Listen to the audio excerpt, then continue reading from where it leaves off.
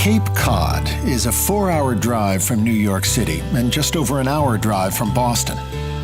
Reaching 65 miles into the North Atlantic like a proud seafarer's arm, life here is lived by the tides.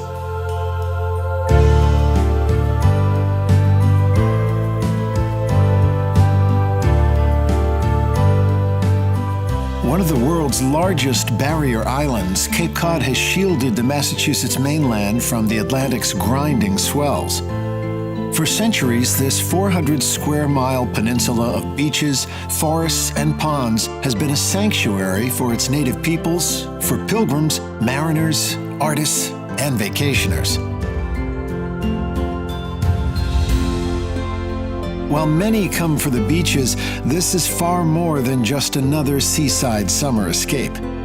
Once you've inhaled the salty spirit of this place, you'll understand why locals say, once a Cape Codder, always a Cape Codder.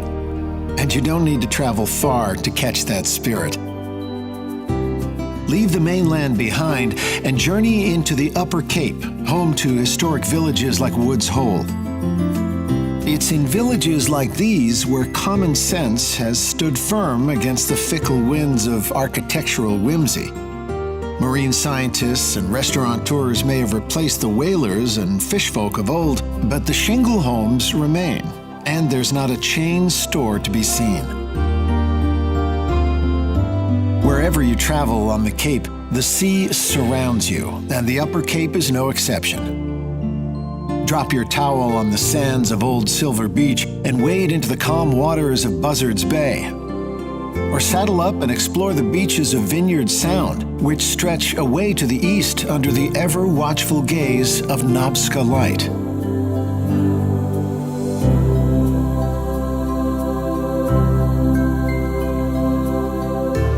The town of Falmouth is the perfect place to take to the waters, whether it's for a quiet paddle or the 50-minute ferry ride to Martha's Vineyard.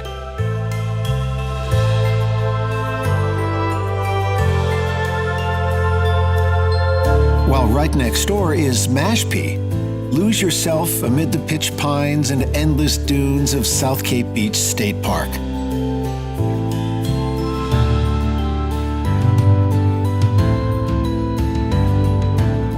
Follow the currents further from the mainland into the Mid-Cape region.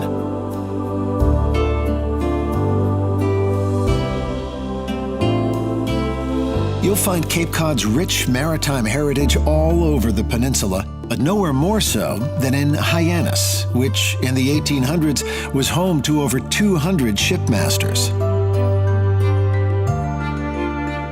Hyannis was also the summer retreat of one of America's most revered presidents and naval heroes, John F. Kennedy.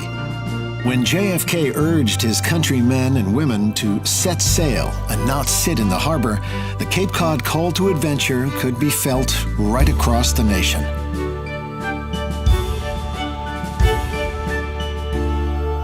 Experience that seafaring spirit in the wood shavings and sawdust of the Cape Cod Maritime Museum, where craftsmen shape boats so beautiful even landlubbers' hearts are known to skip a beat.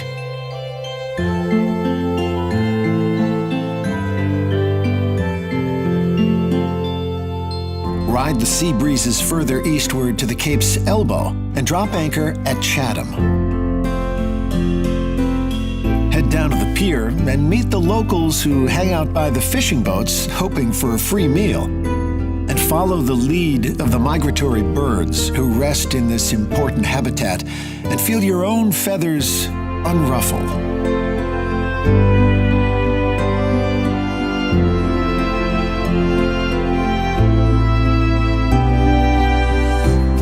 From Chatham, wind your way north through the Outer Cape to Eastham, the gateway to the Cape Cod National Seashore.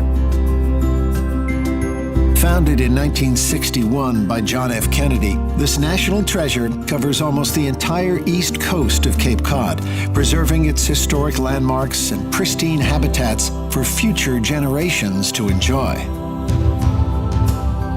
Gazing out upon the wild Atlantic from this 40-mile stretch of pristine seashore is the perfect antidote for the rigors of modern life.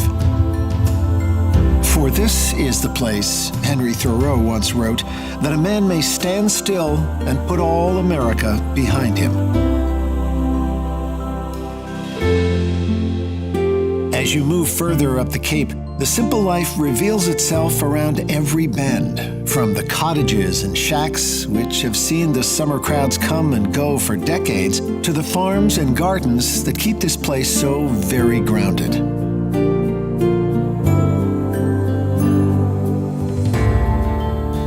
Our journey ends at Cape Cod's northern tip, where the Cape's modern story began, in Provincetown. For it was here, in 1620, where the Mayflower finally dropped anchor and 102 weary pilgrims first came ashore.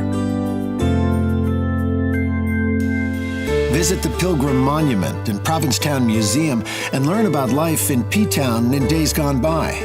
Then wind your way to the top of the Pilgrim Monument, which rises above this outpost that has long been a haven for adventurers, artists, and free thinkers.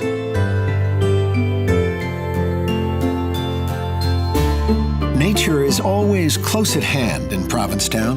Head down to McMillan Pier and cast off on a whale-watching cruise, or cast for bass in waters off Herring Cove Beach.